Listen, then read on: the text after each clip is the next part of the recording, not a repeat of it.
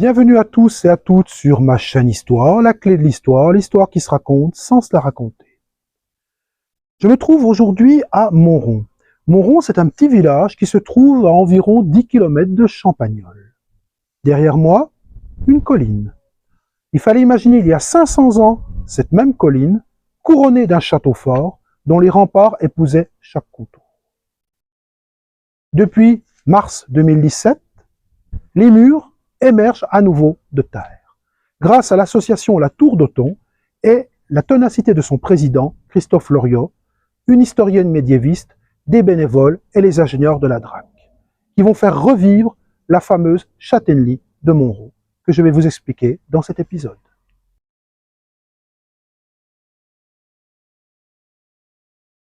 Je me trouve devant le bâtiment sud, qui est en cours de restauration par les bénévoles de l'association La Tour d'Othon. La comté de Bourgogne ne fait pas partie du royaume de France. Elle est vassale du Saint-Empire romain germanique. En 1200, c'est la comtesse Béatrice, comtesse palatine de Bourgogne, qui gouverne. Elle a épousé en 1208 Othon, duc de Méranie, qui devient comte palatin de Bourgogne sous le nom de Othon II. Au XIIIe siècle, le château de Montrond est bâti sur la côte de Hotte. À cette époque, la comtesse Béatrice de Bourgogne et son époux, Othon II, tentent d'imposer leur autorité aux seigneurs comtois, notamment à Henri de Vienne, Jean de Châlons-Arlay, dit l'Antique, Josserand IV de Brancion. Cela ne va pas sans mal. Les seigneurs comtois acceptent difficilement l'autorité du comte de Bourgogne. Celui-ci a aussi affaire à Hugues IV, duc de Bourgogne, qui lorgne sur ses terres et qui a déjà acheté la seigneurie de Salins à la comtesse Marguerite. D'où l'idée pour le comte Othon II d'édifier un château. Cette édification a plusieurs buts. Le premier, sécuriser les routes du sel qui viennent de Salins. Le second but, sécuriser la route qui va à Genève. Et enfin, par la construction de ce château que vous voyez derrière moi, arriver à imposer son autorité par une construction franche et massive. D'où l'idée et la réalisation des faits de construire un château en novembre 1227. Je me trouve sur un des nombreux sentiers qui ont été aménagés par l'association La Tour d'Othon. Au loin, toujours des paysages à couper le souffle. Alors, au XIIIe siècle, la châtellenie de Montrond se trouve sur les terres du prieuré de Vaux-sur-Poligny. Il faut donc faire un traité de pariage, c'est-à-dire un acte de pariage, avec le prieur de Vaux-sur-Poligny, pour qu'il accepte de partager sa seigneurie avec le comte palatin Othon et son épouse Béatrice. À partir de cette époque, Montrond rentre dans le domaine comtal et va le rester jusqu'en 1312. Le château de Montrond fait aussi partie de la corbeille de mariage de Jeanne quand elle épouse Philippe, le futur Philippe V, roi de France. Jeanne est la fille d'Othon IV, un lointain descendant du comte Othon II dont nous avons parlé précédemment. Mais le roi Philippe IV le Bel, le roi de fer, s'est tiré parti des embarras financiers du comte Othon IV. Et notamment, le 2 mars 1295, il en profite, traité de Vincennes, pour obtenir que le comte lui cède sa souveraineté de la comté, qu'il la confie au roi de France, à charge pour lui d'en tirer des revenus. Alors, ce traité de Vincennes est considéré par tous les seigneurs comtois comme une vente illicite et une soumission de la comté au royaume de France. D'où la révolte des seigneurs comtois, notamment Jean II de Châlons-Arlay. Pour apaiser ces révoltes, ou du moins empêcher qu'elles aient lieu, le roi Philippe IV va donc donner des seigneuries aux seigneurs comtois, notamment le château de Montrond, qu'il va donner à Jean de Bourgogne, seigneur de Montaigu. Le château de Montrond passe donc ensuite à son fils, Henri, puis à son petit-fils, Jean II. Quand ce dernier meurt en 1373, Montrond réintègre le domaine comtal. Malheureusement, en 1479, les troupes de Louis XI démantèlent le site et le laissent à l'abandon, bien que le roi Louis XI, dans sa grande générosité, ait donné le château de Montrond démantelé au prince d'Orange.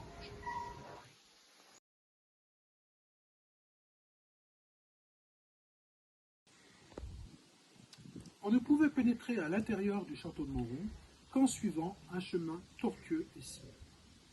Madame Giordano, de l'Université de Bourgogne, grâce à ses recherches notamment sur le livre de contes de la Châtaignée de Mauron, peut nous donner une description à peu près fidèle de ce que pouvait ressembler le château de Mauron au XIIIe siècle. Alors, elle évoque une tour massive, une tour carrée, de 21 mètres de haut et de 13 mètres de large, avec des murs pouvant varier jusqu'à 2,50 mètres d'épaisseur. 3 étages, un rez-de-chaussée, où il n'y a aucune ouverture parce qu'il ne faut pas donner de prise à l'assaillant et des signes de faiblesse. Un premier étage qui, lui, va servir notamment de salle de réception. Il y a une grande salle, Ola. C'est la salle de réception comme au château du Pin que j'ai évoqué précédemment, où le seigneur recevait ses vassaux et rendait la justice. La chapelle castrale était située juste à côté, ainsi que le logis du seigneur. Et un troisième étage dont on ignore la fonction. Une petite tour était située devant. C'est la comtesse Marguerite III, comtesse de Bourgogne et duchesse de Bourgogne, 1350-1405, qui va effectuer beaucoup de réparations et d'innovations au château de Mauron, notamment au deuxième étage, où elle va faire des latrines en encorbellement. Elle va percer des ouvertures ogivales sur le second et va couronner le troisième étage d'une charpente et d'un toit en lave. La charpente sera réalisée en 1399. En 1399, la charpente du toit est posée, les créneaux de la tour sont refaits. C'est cette fameuse tour qui subsiste encore de nos jours, malgré l'effondrement d'avril 1980.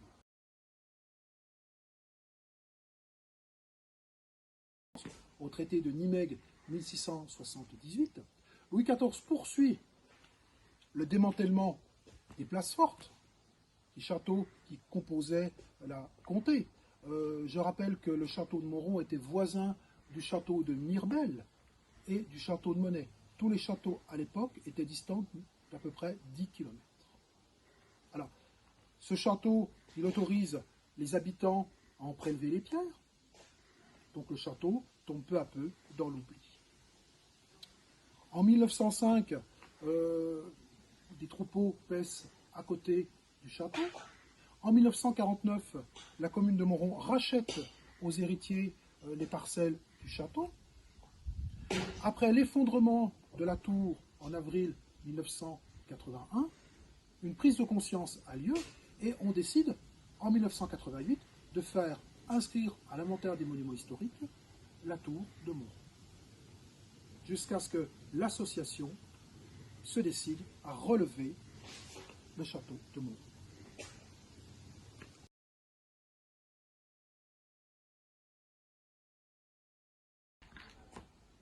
Le 24 mars 2017, c'est la création de l'association La Tour d'Othon. Pourquoi la Tour d'Othon?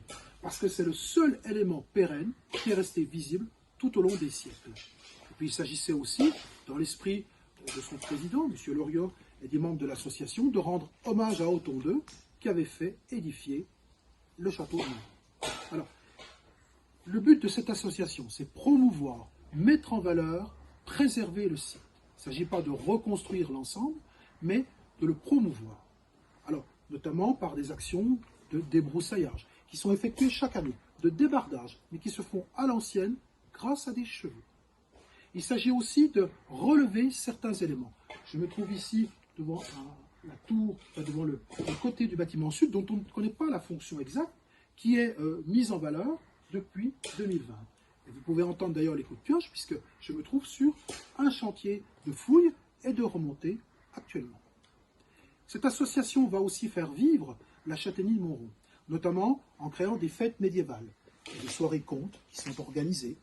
En même temps, il y a des soirées musicales avec un bravandril qui va faire revivre la musique de l'époque telle qu'elle existait au XIIIe, XIVe, XVe siècle. Chaque mois de novembre, une conférence dans la salle des fêtes de Mauron est donnée pour en expliquer le fonctionnement, l'histoire de la comté et du château de Mauron.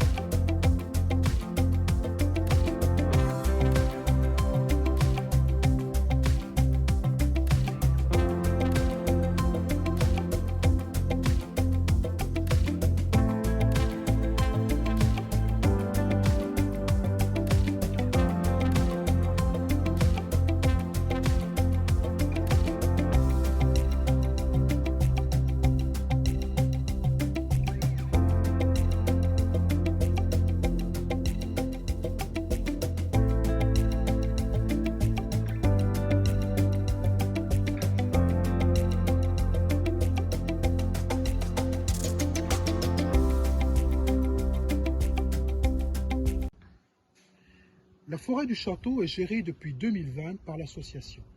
Elle comprend 4 hectares. Cette dernière a aménagé plusieurs belvédères, dont vous voyez ici un promontoire. Tous ces bénévoles, notamment la MFR d'Azay-le-Duc, entretiennent ces sentiers, entretiennent la vue sur les belvédères.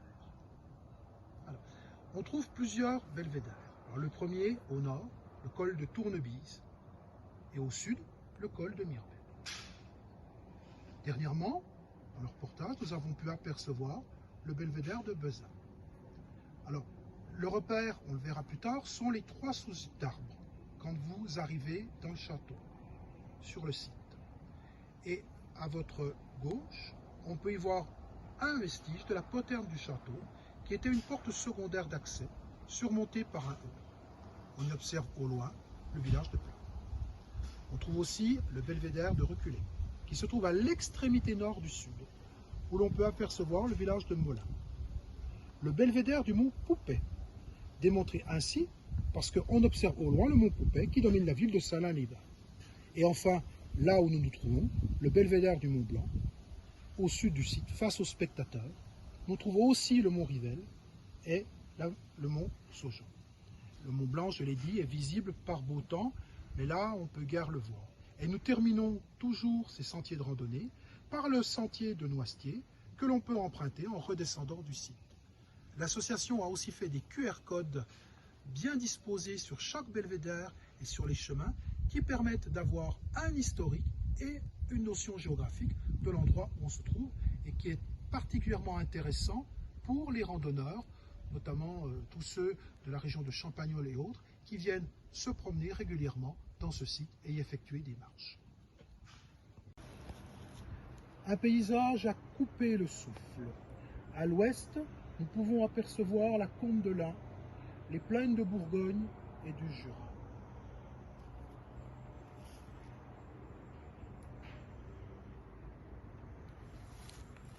Ce site et la forêt aux alentours sont devenus les sentiers favoris des randonneurs et des promeneurs.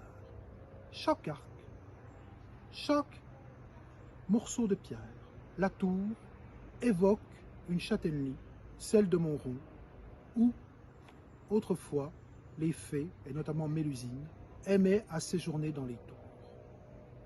La châtellenie de Montrond nous révèle un passé encore empreint de mystère.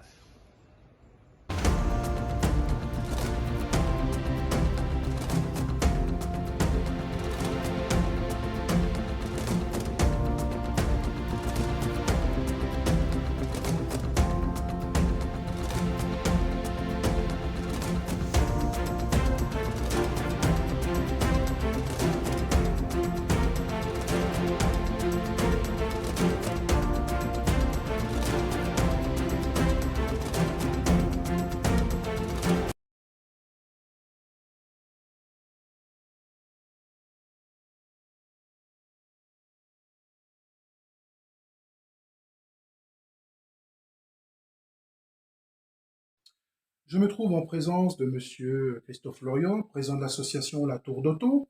On a vu des paysages magnifiques, des belvédères avec des vues sur des panoramas de montagnes du Jura à couper le souffle. Moi, j'ai été impressionné par le travail des bénévoles qui remontent les murs, notamment le côté est.